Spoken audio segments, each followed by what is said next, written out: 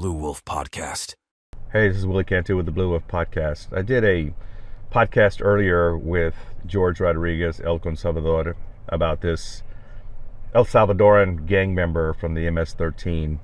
And what baffles me is that the media, and maybe I've missed it, and it's very well possible, but I look at a lot of different outlets, have not interviewed an actual gang expert from law enforcement, whether it be state or city, local, federal, to discuss what they know about that gang.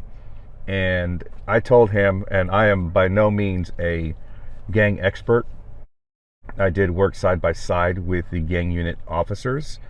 I did execute a lot of search warrants, arrest warrants on gang members in San Antonio, Texas.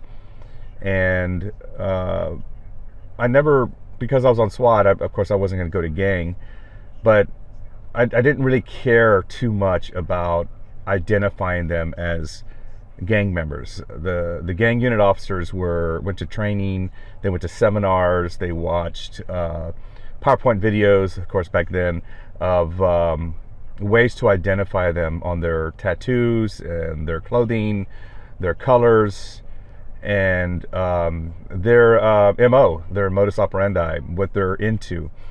And they're not these little rinky-dink little hood gangs like are everywhere. These are prison gangs within the U.S. So MS-13 is most likely a prison gang, but it's a major criminal organization in El Salvador. I would venture to say they make our prison gangs in the United States look like Boy Scouts. These people are just as violent as the cartel. Those people are gang members as well. They're affiliated with the criminal organization.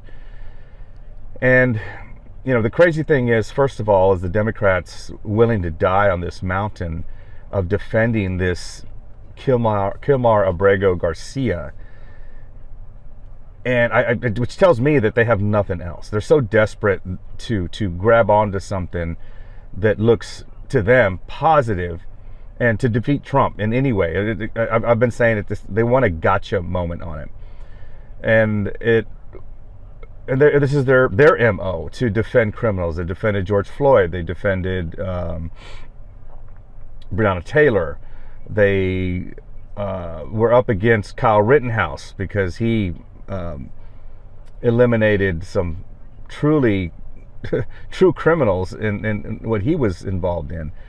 But this situation, and you hear some of these liberal news outlets denying that this guy's a gang member, and no one asks them, well, do you think the administration is lying about that?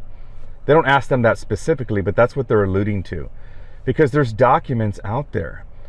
That guy was stopped several times. He was stopped in 2022 with a bunch of what looked like illegal aliens, and and the truck was registered to a human smuggler.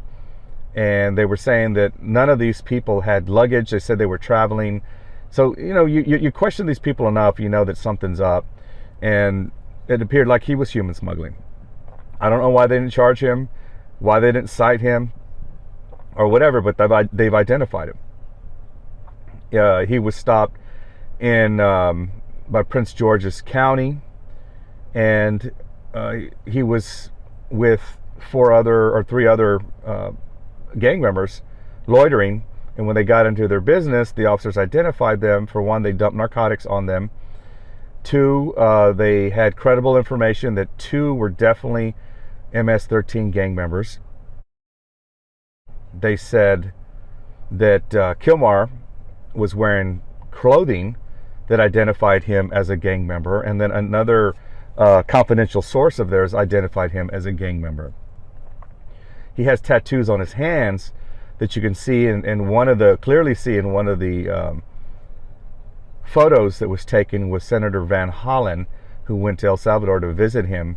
You can plainly see the tattoos on his knuckles, and they are symbolic, which they do identify as MS-13. And I don't know, and Democrats are saying, no, that's not what it is. Because there's another photo out there where someone photoshopped over the knuckles and over the symbols what they stood for, MS-13. And they didn't say that that's what was on him, but they are symbolic. The other thing that people don't understand is, like, and being in San Antonio, Texas, San Antonio's prison gang, who claims San Antonio as their territory, is the Mexican Mafia. Now, those guys, they have specific tattoos.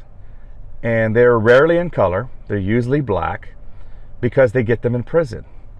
They have some very talented people in prison that have makeshift tattooing machines. Where they get the ink, I don't know, but they get pretty creative with that, and they get the tattoos in there. You have to earn them. So Kilmar Abrego Garcia has had to have earned that tattoo. Otherwise, if he is out flaunting those tattoos as a representative of that gang, they will make it known to him. They will kick his ass.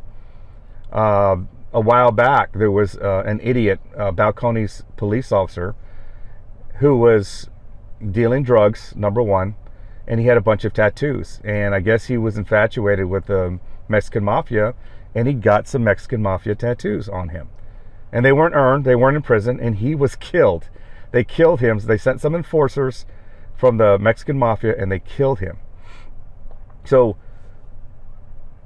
this guy, Kilmar Abrego Garcia, is definitely in a gang, and he definitely had to earn those tattoos. Just like the movie, Blood In, Blood Out. You don't quit those gangs. You get in with blood. They usually roll you.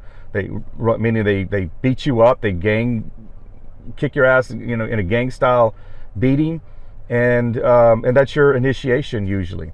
Or you have to commit a certain type of crime, or you have to commit a certain type of crime. So this dude is definitely a gang member.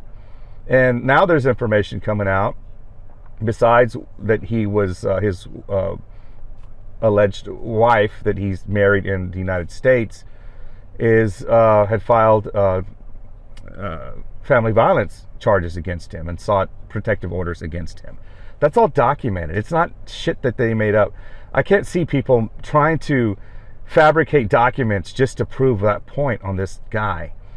So, they talk about, well, we need to bring him back home. He is home. He is from El Salvador. I am home. I am from the United States. So they just sent him back to his country. Now, the bullshit with the deportation pause on him by some Obama-appointed judge because he claimed to be in danger from a rival gang, which means if you have a rival gang, that means you're in a gang to have a rival. Wow, come on, get a clue. That's what you do. You have rival gangs and they all want to kill you or kick your ass. Why would we want to keep him here? Why wouldn't they come here? And if we kept him here, why wouldn't they reach out if they really wanted to harm him in the United States to kill him? And who the hell wants to be around that? But the Democrats don't give a shit about that. They act like that this guy, by bringing him back, he's going to be the next president of the United States. Or he's going to be the next inventor of the Apple phone or something, some sort of phone. This guy is a crook. He's a piece of shit. Quit defending him. If he changes his life, great. He can change it in El Salvador. But I don't understand why they want to bring him back. Hopefully that provides a little bit of better information on people like that. I am a law enforcement officer. I retired from the San Antonio Police Department. I dealt with a lot of these criminals in my career. All types of gangs. Never them. I never saw those guys. But prison gangs.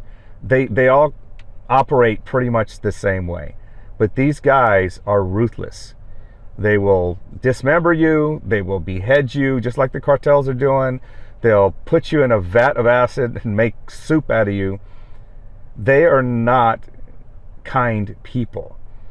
And I can't see them changing. If they want to change again, they can change back in their own country. But Democrats, you guys are friggin' idiots. Thanks for listening.